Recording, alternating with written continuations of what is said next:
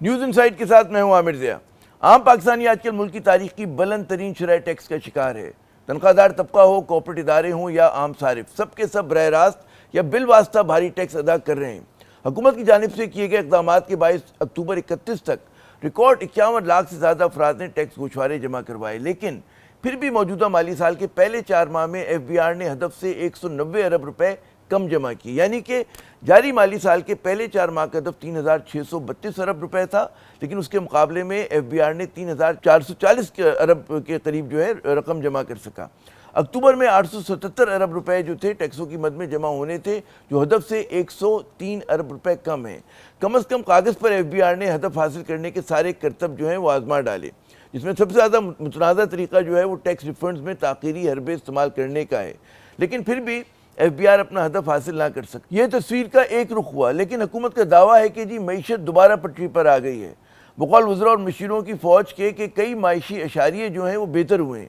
Stock market تاریخ کی بلند ترین سطح پر ہے، گو نئی کمپنیوں کی لسٹنگ کی تعداد نہ ہونے کے برابر ہے، لیکن لسٹڈ بلو چپ کمپنیوں کے جو حصص ہیں ان کی قیمت بے تحاشا بڑھ رہی ہے۔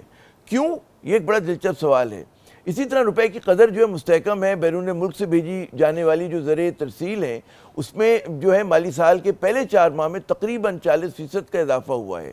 افراط زر اس مالی سال کے پہلے 4 ماہ میں سنگل ڈیجٹ میں آ چکا ہے، لیکن بقول سرمایہ کاروں کے، اور وہ بھی کراچی کے جو سرمایہ کار ہیں، کہ جی دھندا کرنے کا لیے جو ماحول ہے وہ اب تک سازگار نہیں ہے، اور پاکستانیوں کی کثیر تعداد کی رائے میں خدشات اور وسوسے جو ہیں وہ امیدوں سے زیادہ ہیں۔ پاکستان کی اصل معاشی تصویر کیا ہے، سمجھنے اور جاننے کی کوشش کرتے ہیں پاکستان کے صف اول کے ٹیکس مین اور ایف بی آر کے سابق چیئرمین محترم شبر زیدی صاحب سے۔ شبر صاحب، آسان سوال سے شروع کرتے ہیں کہ ایک عام پاکستانی کا ٹیکس ادا کر کے کچومر نکل گیا، لیکن ایف بی آر نے جو پہلے 4 مہینے کا اس کا ٹارگٹ تھا، ہدف، اس کو مس کیا، کیا وجہ ہے؟ دیکھیں، اس میں عامر ضیاء صاحب تھوڑی سی ہمیں ریئلسٹک بات کرنی چاہیے۔ 13,000 بلین ایک بہت بڑا ٹارگٹ ہے، بہت بڑا ٹارگٹ تھا، ٹھیک ہے۔ 13,000 بلین کا اگر آپ 1/4 لگاتے ہیں کوارٹر کا، اس میں اگر 100-120 کا ٹارگٹ مس ہو جاتا ہے تو ہمیں یہ کہنا کہ بی آر نے ٹارگٹ مس کیا وہ اچھی بات نہیں ہے، اور یہ ایک مس پرسیپشن یا آپ سمجھ لیں غلط بات کی جا رہی ہے۔ 100-125 بلین روپیز اگر 4,000 بلین میں 4,000 بلین 3,500 بلین میں مس ہوتا ہے تو میں سمجھتا ہوں کہ ایف بی آر کی پرفارمنس اس کوارٹر کی، میں بہت سی چیزوں سے ان سے ڈس ایگری کر سکتا ہوں، مگر as far as a tax collection is concern یہ بری پرفارمنس نہیں ہے۔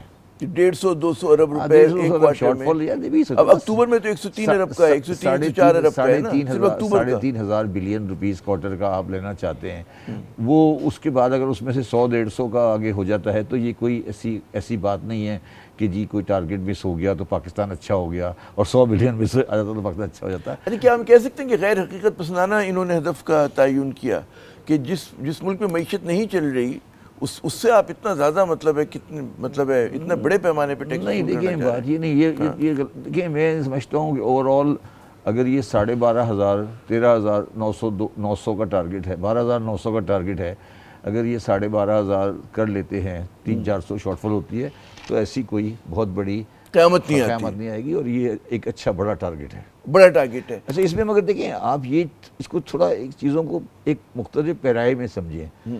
13,000 ٹارگٹ، 13,000 کا ٹارگٹ کا لفظ ہی غلط ہے۔ 13,000 ٹیکس کلیکٹ کر کے پاکستان ٹھیک نہیں ہو جائے گا۔ پاکستان کو صحیح ہونے کے لیے ٹیکس کلیکشن ہونی چاہیے 26,000۔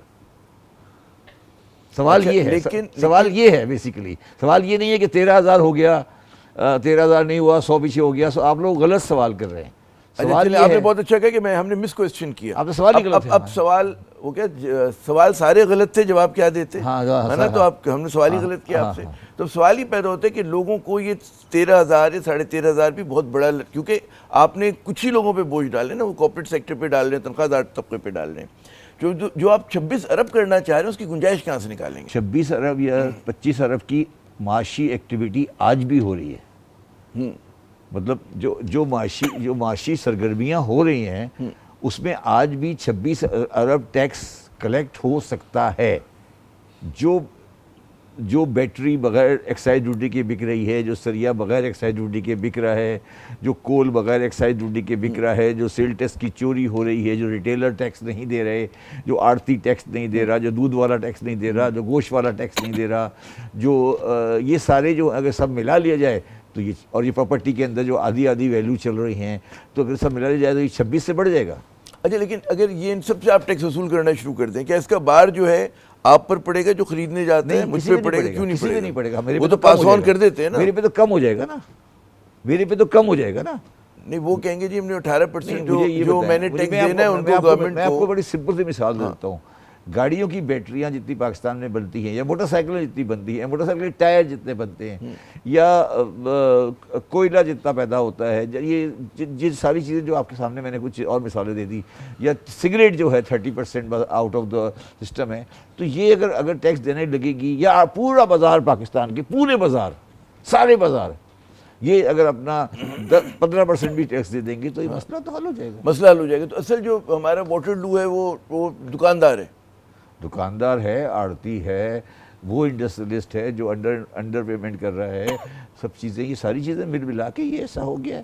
یہ جو آپ کو لیوش دولت نظر آتی ہے، آپ دیکھیں پراپرٹی، آپ ایک چیز غور کرو نا عامر، کہ پراپرٹی کی قیمت کم نہیں ہوتی، معیشت ہی چلی جاتی رہتی تھی، اس لیے کہ اتنا پیسہ اویلیبل ہے، ہولڈنگ پاور ہے لوگوں کے پاس، نہیں اتنا پیسہ اویلیبل ہے کہ پراپرٹی کے لیے بائی کر، پراپرٹی ایک پارکنگ گراؤنڈ ہے نا، پارکنگ ہے نا پراپرٹی، پیسے کی پارکنگ ہے، سونا پارکنگ ہے پیسے کی۔ اچھا اب پھر مشکل سوال پہ کہ حکومت جو ہے اس نے بوجھ ڈالا ہوا ہے جو لوگ آلریڈی ٹیکس دے رہے ہیں، یہاں پر وہ اس طرف جس طرف آپ اشارہ کر رہے ہیں کہ 13,000 کا مزید پوٹینشیل ہے، اس طرف کوئی اقدامات آپ کو ہوتے ہوئے نظر آ رہے ہیں؟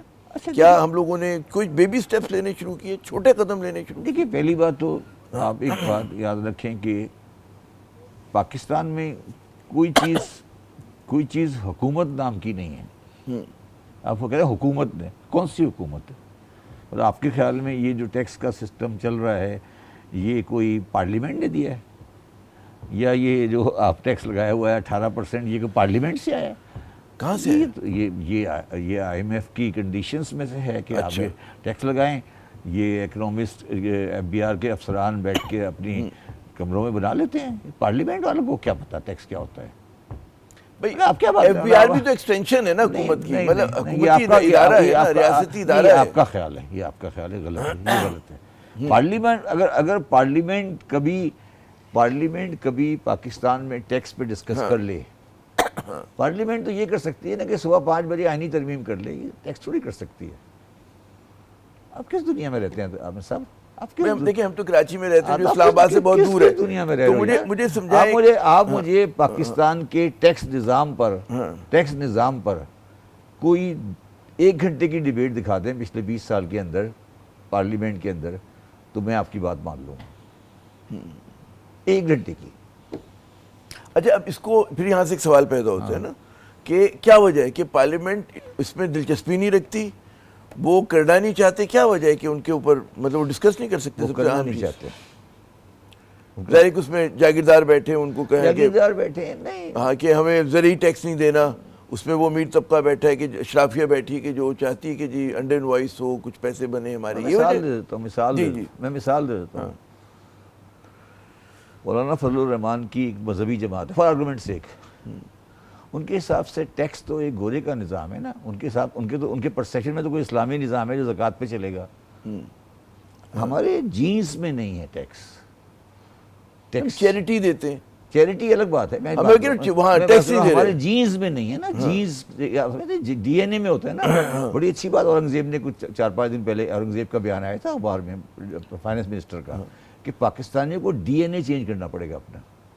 پاکستانیوں کی ڈی این اے میں ٹیکس نہیں ہے، مجبوری میں دے دیتے ہیں، ٹھیک ہے، مگر ان کو ڈی این اے میں نہیں ہے، جو پھنس جاتے اس کو دینا پڑتا ہے، جو پھنس گیا ہاں وہ آگے بڑھ رہے، مگر اس کی ڈی این اے میں نہیں ہے، یہ اس کے سسٹم میں نہیں۔ اچھا یہ پوری مسلمان کمیونٹی میں نہیں ہے، مسلمان اس پہ بلیو ہی نہیں کرتا اس چیز پہ کہ ٹیکس ہو، کوئی سویلائز سسٹم ہو، کوئی عدل ہو، کوئی انصاف ہو، یہ ہمارا کانسیپٹ میں نہیں ہے، ہم اس پہ یقین ہی نہیں رکھتے۔ اچھا اب اس سوال کو میں پھر ہم آگے چلتے ہیں ڈسکشن کو لے کے کہ ہم جب اصلاحات کی بات کریں وہ اصلاحات کیوں نہیں ہو پا رہی ہیں؟ ہوگی نہیں، کبھی نہیں ہوں گی۔ آپ نے کہا، آپ سے پہلے کے لوگوں نے کہا، ہر جو آتا ہے ایف بی آر کا جی ہم بدل دیں گے ٹیکس کا نظام۔ میں نے کبھی نہیں کہا، آپ بتائیں میں نے کبھی کہا اصلاحات کا تو کہا تھا نا, ایف بی آر میں ریفارمز چاہ رہے تھے نا. میں نے یہ کہا تھا ایف بی آر کو بند کر دیں, چھوٹا کر دیں. میں نے یہ کبھی نہیں کہا کہ میں صحیح کر دوں گا.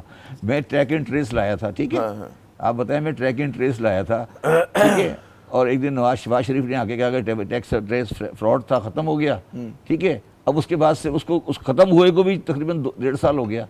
اب کہاں ہے ٹریک اینڈ ٹریس, کہاں ہے ٹریک اینڈ ٹریس؟ دیکھیں نا, پہلے اب یہ عامر صاحب یہ سوچیں نا کہ کیا ہم سیریس ہیں. پریزنٹیشنز کر دیں, transformation of F B R کے اوپر 25 صفحے کی سلائیڈ چل گئی, میکنزی آ گئی, ادھر سے وہ آ گیا, ادھر بیٹھے ہوئے ہیں. لیکن پھر وہی سوال آتے ہیں نا کہ آپ کہہ رہے ہیں کہ جی ہم سنجیدہ نہیں ہیں, ہم کرنا نہیں چاہتے. کیوں نہیں کرنا چاہتے, ہم سروائیو کیسے کریں گے؟ پھر اسی سے جڑا ہوا ایک سوال آتا ہے کہ جی مطلب ہے ہمیں پتہ ہے ٹیکسز وصول کرنا جو وفاق کی ذمہ داری ہے, پھر وہ NFC کے ذریعے 57.5% دے دیتے ہیں صوبوں کو. صوبوں پہ کوئی برڈن ڈالنا چاہیے کہ وہ لوگ وہ کچھ ٹیکس جنریٹ کریں.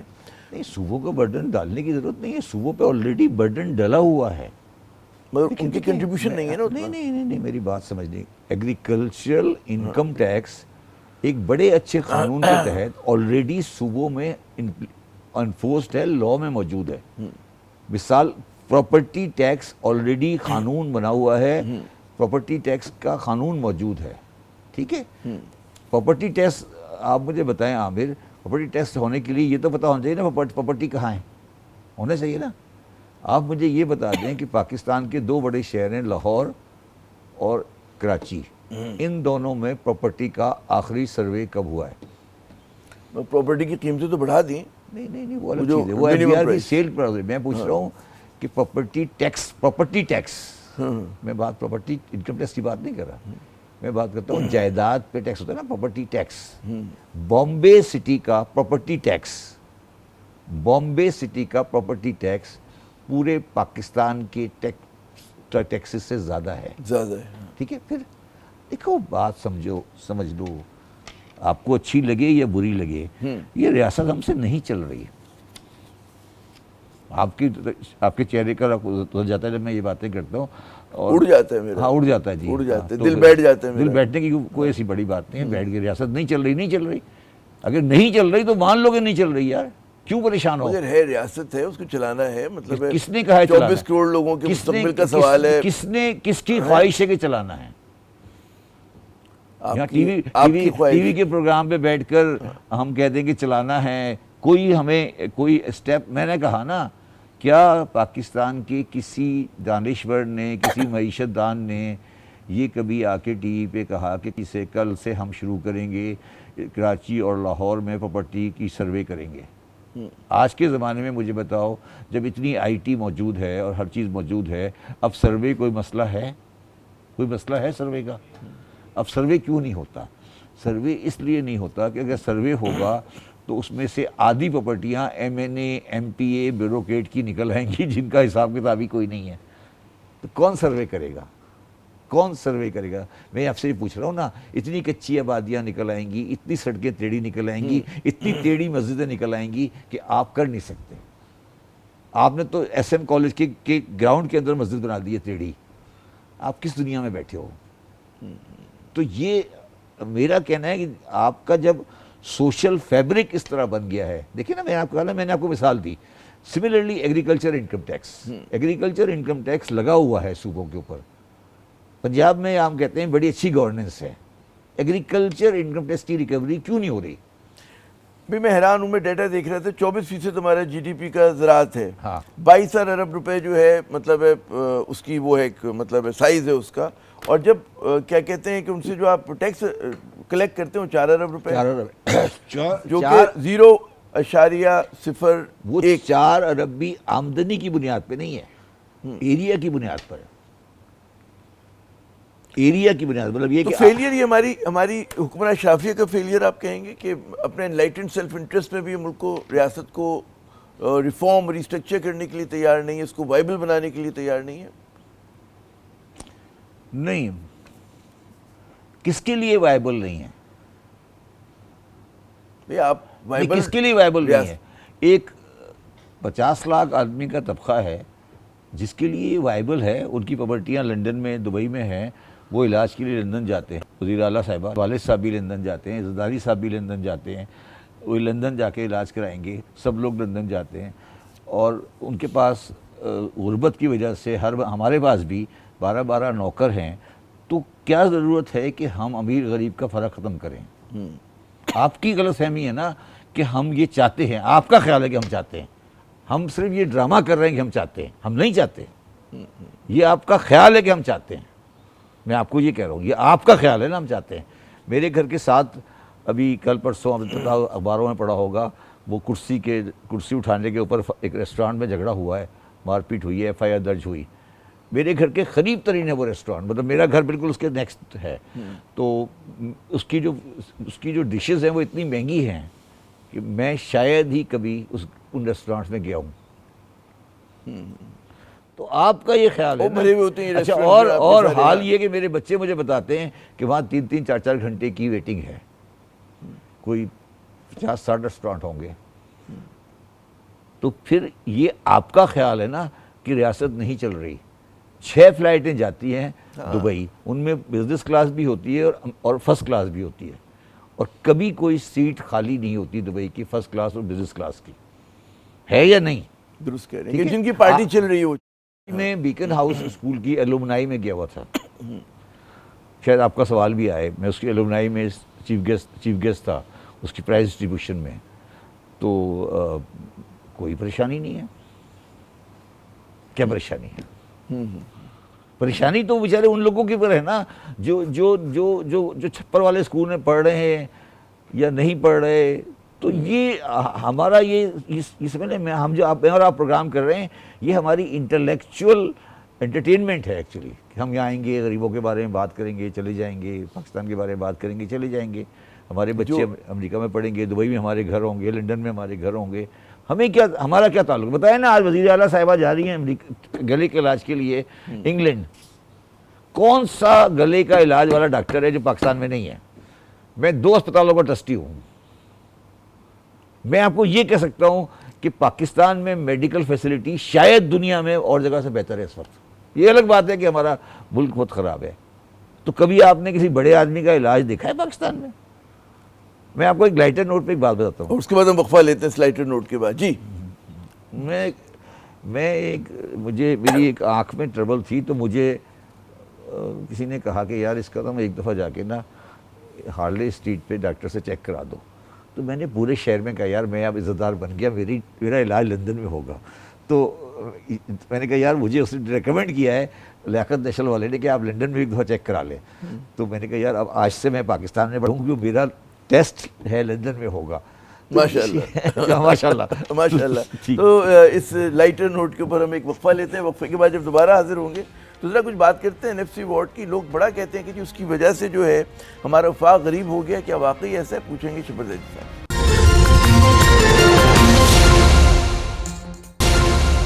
پروگرام میں ناظرین ایک مرتبہ پھر خوش آمدید. ہمارے آج کے خصوصی مہمان محترم شبر زیدی صاحب. شبر صاحب یہ بتائیے گا کہ بہت لوگ تنقید کرتے ہیں کہ جو NFC آیا تھا اس کی وجہ سے وفاق جو ہے بیچارہ غریب ہو گیا, کیونکہ 57.5% جو ہے وہ صوبوں کو دینا پڑتا ہے. کیا ریسٹرکچر کرنے کی ضرورت ہے اس کو؟ میں NFC کے 10th NFC کے اوپر ایک چھوٹا سا اصلی واقعہ آپ کو سنا دوں. جی جی جی, تو آپ کو پوری بات سمجھ آ جائے گی. ایک دن بہت بڑے ادارے کے سربراہ نے شوکت ترین کو کہا کہ آپ نے ہم سے 10th NFC کروا لیا. ٹھیک ہے. تو شوکت ترین نے جواب دیا کروا نہیں لیا, میں نے خود کیا. سمجھ آئی بات آپ کو؟ دوبارہ سمجھاؤں؟ نہیں, میرے خیال میں کچھ سمجھ میں آئی, کچھ سمجھ میں آئی. تو اس نے کہا کہ آپ نے ہم سے 10th NFC کروا لیا. 10th NFC ہے جو آج کل NFC ہے وہ 10th ہے. تو انہوں نے کہا کہ کروا لیا نہیں, میں نے خود کیا تھا. ٹھیک ہے, یہ شوکت ترین صاحب کا جواب تھا. مجھ سے کسی وقت انٹرویو بلا کے پوچھ لیجیے گا. ٹھیک ہے. ہاں, لوگ کہتے ہیں کہ جی انڈر دا واچ کیسے ہو گیا, مطلب یہ NFC 18 امینڈمنٹ میں بہت ساری شقیں ایسی ہیں کہ جس کی وجہ سے جو متنازع شقیں ہیں. شوکت صاحب سے پوچھیے گا کسی وقت. مگر میرا ذاتی ویو ہے, میں سمجھتا ہوں کہ NFC ایوارڈ کو ریوائز کرنے کی ضرورت ہے. میرا ذاتی ویو ہے یہ. ٹھیک ہے. اور اس میں جو سب سے بڑا ایشو یہ ہے کہ ساری فائنینس کاسٹ جو ہے، جو انٹرسٹ کاسٹ ہے، وہ ساری وفاق برداشت کر رہا ہے، اور جب انٹرسٹ کی ساری کاسٹ وفاق برداشت کرتا ہے تو وفاق تقریباً بینک کرپٹ ہو جاتا ہے، اسٹارٹ سے ہی بینک کرپٹ ہو جاتا ہے، زیرو سے شروع کریں. زیرو سے شروع ہو جاتا ہے. تو جبکہ وہ پیسہ جو کہ انٹرسٹ دیا جاتا ہے قرضوں کا یا پرانے قرضوں کا، وہ سارے صوبوں میں استعمال ہوا ہے، تو اس کی ایک ایڈجسٹمنٹ ہونی چاہیے. ٹھیک ہے، ہونی چاہیے. اس میں مزاحمت ہے، مزاحمت نہیں ہے، مزاحمت نہیں ہے، وہ ناممکن ہے. اچھا کیوں اس ملک میں ہر اچھا کام ناممکن کیوں ہے؟ مطلب این ایف سی کو ریسٹرکچر کرنا ایک سینسیبل بات ہے کہ اگر خرچہ صوبوں نے کیا، صوبے اپنا وہ کریں، وفاق ڈیفینس دے رہا ہے، ڈیٹ سروسنگ دے رہا ہے، تو اس کو سپورٹ کریں. وہ ناممکن اس طرح ہے جس طرح کالا باغ ڈیم ناممکن ہے. صوبوں کو ہمارے یہاں مطلب ہے کہ وفاق سے زیادہ صوبے جو ہیں وہ طاقتور ہو گئے. نہیں، یہ کیا ہے؟ صوبوں کو صوبے کی رولنگ ایلیٹ، صوبوں کو ٹرسٹ نہیں ہے، صوبوں کو ٹرسٹ نہیں ہے. تین صوبوں کو بڑے صوبے پہ ٹرسٹ نہیں ہے، اور اس کی بنیادی وجہ یہ ہے کہ بڑے صوبے کے پاس ان تین صوبوں کے بغیر میجورٹی ہے اسمبلی میں، اور فائنینس بل جو کہ ٹیکس کا بل ہوتا ہے وہ سینٹ میں نہیں جاتا. تو ان کو یہ ہے کہ اگر این ایف سی ایوارڈ نہیں ہوا تو کل کو ایسا ہو سکتا ہے کہ سارے بنیادی فیصلے جو فائنینس کے بارے میں ہوں وہ ایک صوبہ کرے گا. یہ ہے پاکستان کا بنیادی مسئلہ. اگر آپ یہ مسئلہ پاکستان کا حل نہیں کریں گے تو پھر میں دوبارہ کہتا ہوں، پھر آپ کو اچھا نہیں لگے گا، یہ ریاست نہیں چلے گی. بہت سارے لوگ کہتے ہیں ظاہر ہے کہ لوگ بڑا اس پہ ناراض کہ نئے صوبے بننے چاہیے. نہیں، میں نئے صوبے کی بات نہیں کر رہا. میری لاجک کو آپ سمجھے نہیں. میں سمجھ رہا ہوں. پاکستان ٹوٹا بھی اسی وجہ سے تھا کہ اس وقت جو پوزیشن تھی وہ یہ تھی کہ ایک صوبے کو، اس وقت جو ایک صوبہ ایک پاکستان تھا، اس کو باقی تمام صوبوں سے زیادہ میجورٹی تھی. وہ تو بیچاروں نے پھر بھی پیریٹی تو کر لی تھی نا. پیریٹی غلط کی تھی نا. جب پیریٹی ختم ہوئی ملک ٹوٹ گیا. لوگوں کو دیکھو عامر، پتہ نہیں کتنی زندگی ہے. اب ہمیں چاہیے کہ ہم سچ بولیں اور سچ سوچیں. سچ بولے نہیں، سچ کم از کم سچ سوچیں. سوچیں بھی ظاہر ہے کہ آپ کو درست کرنے تو آپ کو آبجیکٹیو چیزوں کو سوچیں. اگر آپ کو این ایف سی ایوارڈ کرانا ہے اور امینڈمنٹ کرانی ہے این ایف سی ایوارڈ میں، تو اس کے ساتھ پھر ایک امینڈمنٹ اور بھی آئے گی. وہ کیا؟ وہ یہ آئے گی کہ منی بل جو ہے، ٹیکسیشن کا بل، وہ سینٹ میں بھی جائے گا. تو آج کل تو اس حکومت کو ماشاءاللہ اتنا شوق ہے ترامیم کا، وہ ساری توجہ جو سپریم کورٹ پہ ان کی مبذول ہے، تو یہ ہونا چاہیے اس کے اوپر اس طرح کی ترامیم جو کہ کہتے ہیں ریاست کی فنکشننگ کو زیادہ سہل بناتی ہیں، جس پہ لوگوں کا اعتماد بڑھے. یار یہ ترامیم جو آپ کو دیکھ رہے ہیں، آپ ترامیم جو آئی ہیں، کیا یہ ریاست کی بھلائی کے لیے آئی ہیں؟ میرے خیال میں تو نہیں. تو پھر تو آپ نے عوام سے کوئی تعلق نہیں. یہ تو ایک محدود سیاسی اہداف کو ہم تو عوام کی بات کر رہے ہیں نا. میں تو جو بات کر رہا ہوں عوام کی بات کر رہا ہوں. آج یہ میں نے جو بات آپ کو کہہ رہا ہوں نا، یہ میں نے آج جو بات کی ہے آپ کے سامنے، 20 سال بعد بھی لوگ یاد کریں گے کہ آدمی کیا کہہ کے گیا تھا. ایک سنجیدہ ڈیبیٹ کی ضرورت ہے ہماری رولنگ ایلیٹ کے اندر کہ جناب ریسٹرکچر کرنا ہے. سنجیدہ ڈیبیٹ کی ضرورت ہے. اچھا، سنجیدہ ڈیبیٹ کون کرے گا؟ ایک بڑا سوال ہے. اچھا، سنجیدہ ڈیبیٹ کرنے کے لیے سب سے پہلی ضرورت عامر صاحب یہ ہے کہ جو معیشت دان ہو نا، معیشت دان، اس کی تنخواہ نہ آئی ایم ایف سے آ رہی ہو اور نہ پھر ان اداروں سے آ رہی ہو جس کو ادارے چلاتے ہوں. کہ آج کل میں پڑھ رہا تھا کہ الزام لگایا جا رہا ہے کہ آئی ایم ایف کے معاہدے کے 3 صوبے ہیں، ان کو تو کہا جا رہا ہے کہ اپنے بجٹ میں کٹوتی کریں اور سرپلس کریں اپنے بجٹ کو نا، جبکہ پنجاب اوور اسپینڈ کر رہے ہیں. اس پہ میں کچھ زیادہ کہنا نہیں چاہتا. اس پہ مطلب یہ تو سب کے سامنے ہے، اور یہی چیز الٹیمیٹلی ریاست کو نقصان پہنچائے گی. ریاست کو نقصان پہنچائے گی. یہ جو کچھ ہو رہا ہے یہ طوفان کا پیش خیمہ ہے. اس میں کہتا ہوں سومبر جملے کے ساتھ ذرا ہم یہاں پہ وقفہ لے لیتے ہیں. وقفے کے بعد جب دوبارہ حاضر ہوں گے تو کچھ بات کرتے ہیں شفر زیدی صاحب سے کہ اس ملک میں بڑا زبردست قسم کا برین ڈرین ہو رہا ہے. اور میں بلومبرگ کی رپورٹ پڑھا تھا گزشتہ 2-3 روز پہلے آئی تھی کہ ہمارے لاکھوں نوجوان پڑھے لکھے لوگ جو ہیں وہ ملک سے باہر چلے گئے ہیں. کیا اس کا کیا سگنل ہے، کیا اشارہ ہے؟ بات کریں گے وقفے کے بعد. سائٹ میں ناظرین ایک مرتبہ پھر خوش آمدید ہمارے آج کے خصوصی مہمان محترم شبر زیدی صاحب. شبر صاحب, میں نے ابھی وقفے پہ جانے سے پہلے بات کی کہ ہمارے ملک کے پڑھے لکھے نوجوان ڈاکٹرز, انجینئرز, اکاؤنٹنٹس پاکستان کو مطلب چھوڑ رہے ہیں, نکل رہے ہیں یہاں سے. دیکھیے میں آج ایلومنائی فنکشن میں تھا جی, اور میں بتا دیتا ہوں کہ Dow medical, Aga Khan medical college, King Edward medical college, Beaconhouse, اس میں سے اب ان کے جو ایلومنائی کے فنکشن ہوتے ہیں نا, ہاں وہ شکاگو, نیو یارک, ہیوسٹن میں ہوتے ہیں, ہاں, دبئی میں ہوتے ہیں. ان کی ایلومنائی پاکستان میں رہتی نہیں ہے. ٹھیک ہے, اچھا یہ اس کی دو تین وجوہات ہیں اس کے اندر. ایک تو وجہ یہ ہے کہ آپ کے اندر جو نوجوان ہوتا ہے نا, اس کو معاشی فیوچر نظر آنا چاہیے کہ بھائی میرا جو معیشت ہے وہ مجھے ڈیولپمنٹ ہوگی, مجھے نوکری ملے گی, میری ترقی ہوگی. تو معاشی, اس کے پاس معاشی فیوچر نہیں نظر آ رہا اس کو. اور کیونکہ جس طرح سے ڈالر اور روپے کی parity in the last time change ہوئی ہے, ان دا لاسٹ 2-3 ایئر, اب باہر والا اتنا اٹریکٹیو ہو گیا ہے $280 کے اوپر کہ وہ جو پہلے اگر پرسنٹیج 100 تھی تو بڑھ کے سوال ہے 200 ہو گئی. سوال صرف کیا, میں خطا کلامی کروں کہ صرف کوسچن کیا صرف معیشت ہے؟ میں اسی پہ آ رہا ہوں, یا لوگ کہتے ہیں میں اسی پہ آ رہا ہوں.